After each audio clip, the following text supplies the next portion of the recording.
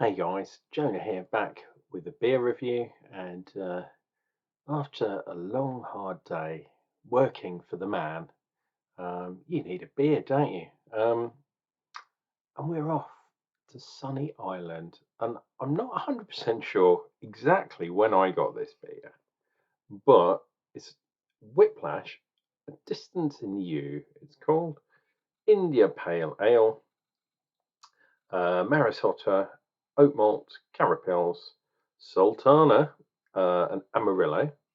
But if you turn it around, I guess this is the front, you have a very kind of surrealist lady, as they always do, looking over their shoulder. Don't know what they're looking at, but it's a kind of weird kind of paint splodge thing. Um, and there's a lot of these Whiplash ones that have got these sort of art weird things on the front. Right, let me see if it will focus on here.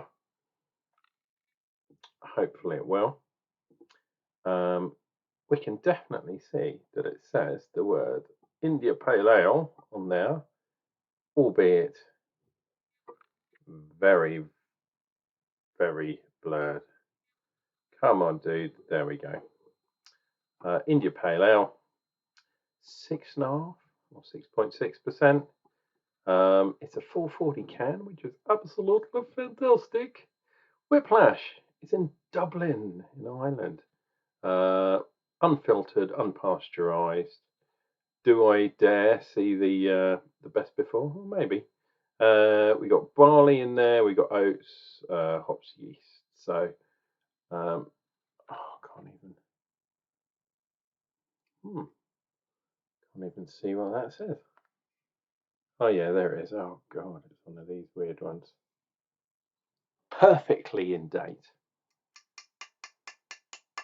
I have had this one chilling in the beerage purely because some of these older ones, some people say the older you get, the better you get, but not with crazy beers, especially IPAs. I found.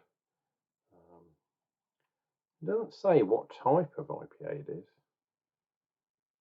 I'm assuming. Oh, there's some bittage. There's some bittage in there. Some hop matter. There we go. Whiplash. Oh, I'm not even in the shot. I try and do some of these weird things so we can have a nice beer and a nice photo. So, yeah, I did see a couple of floaters coming in. That's the other problem with having a beer for too long. Things start to settle out. Anyway, look at that bad boy. It's lovely colour. Got fingers worth of head. Pure as the driven snow. Absolutely gorgeous looking head.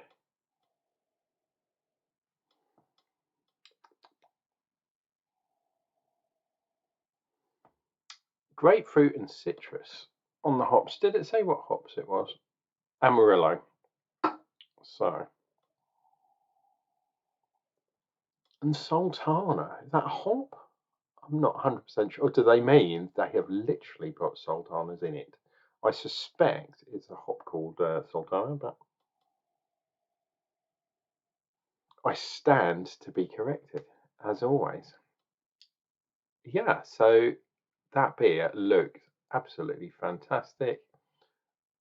Albeit we had a little few floaties, which seem to have dissipated, which is good.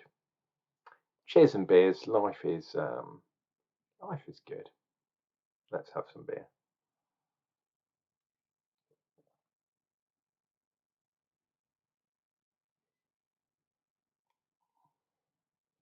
Ooh, quite bit. Ooh, quite bitter up front. Hot bitter. Then it kind of. That's weird. It kind of disappears. Then it kind of comes back with a little bit of flavour. Then my taste buds decided to water and washed everything away. So a little bit juicy, this one. Amarillo, For some unknown reason, I always kind of get tangy marmalade from, which is interesting. I'm trying to see what the sultanas do, because sometimes people put sultanas in things like mead for the yeast health. But I don't think that's what this is. I should have read the label beforehand, to be honest, and I don't know which batch this came in. This has got to be 6 months old at least. This beer.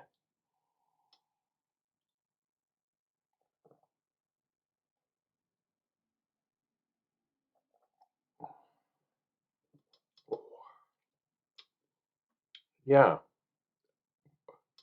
The other thing I'm getting is a bit of kind of alcohol heat,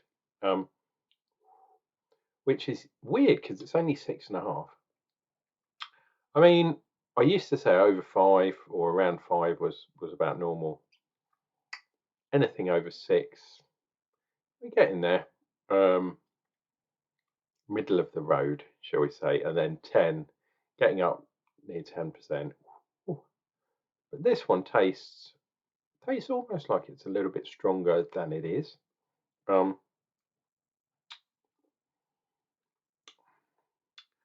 definitely getting that orangey kind of zesty thing. Actually, no, it's more like a pineapple-y kind of zesty thing. And then the orange, like I say, is that kind of marmalade-y kind of. It's tangy, but it's not superbly fresh. We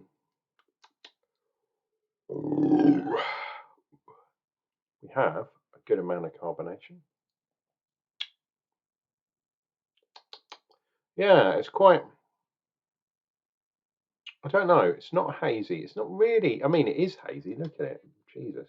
But it's not a hazy IPA in the IPA style. But then it's not like the old school style either. It's another one of these beers which is kind of in the modern kind of crossover IPA kind of thing, which is not a West Coast, not an old school style, not an East Coast, which I still think is a modern style, but that's, a few years old. And there are some other IPA styles which are kind of more in the middle, and I think that is what this one is. All out of Dublin. If you imagine, if you look at that beer, and if this was black instead of yellow, that could be a nice pint of Guinness, or Beamish, or something of that ilk.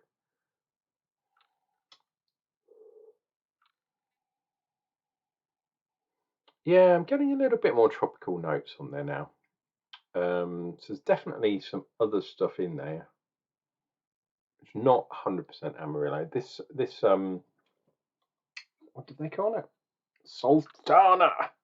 I suspect this is the name of a hop. I'll look it up, but I should have done so beforehand, but unfortunately did not. Was too keen to get to the drinking.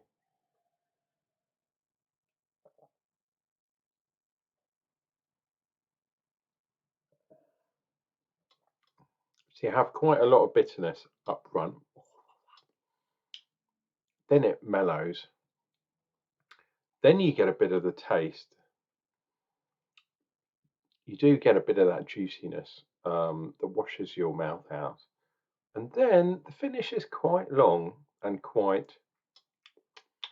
If you get pineapple and you sort of dust it with like sugar or something, because pineapple's usually quite wet, isn't it? It's a juicy fruit. But if you kind of get those pineapple cubes, do you remember those things? Get pineapple cubes that were sort of dry-ish on the outside, and then as soon as you bit into them, you'd get that kind of pineapple taste, but not much of the juice. It wouldn't dribble out of your mouth and stuff. So it's not fresh pineapple. That's kind of what this is. Along with that orangey kind of marmalade thing, which we Brits put on toast, don't you know? Marmalade toast, which is always good. I mean, this is a nice beer. And I'm glad to have tried a Whiplash, another Whiplash beer, because I've had a few over my time. I've not had this one before. Wow. Yeah, it's interesting. It's not it's not an atypical beer, this. I mean, if you think about a typical West Coast IPA, it's a lot of that Citra, Columbus, Centennial, Cascade. They're all sort of foresty and piney and sort of, fruit. And that's not what this is about. This is all about zesty and fruity.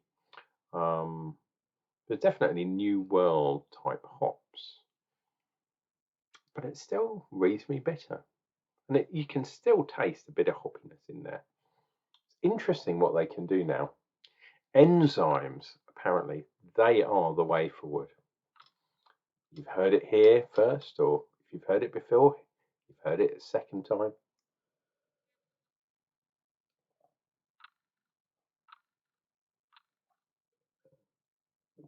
Oh, there will be, over the next few years, some incredibly weird and wonderful tasting beers that you will have never tasted before, purely because of these enzymes, which essentially help the yeast maintain kind of flavor profiles. Um, it's all really clever type stuff. Um, and what you're trying to do is not have some of the oils kind of bubble off with carbonation and that kind of stuff. So you can still have quite a low alcohol beer, I guess, with incredible taste that are basically coming from the enzymes as opposed to from the yeast itself. Um, and they preserve these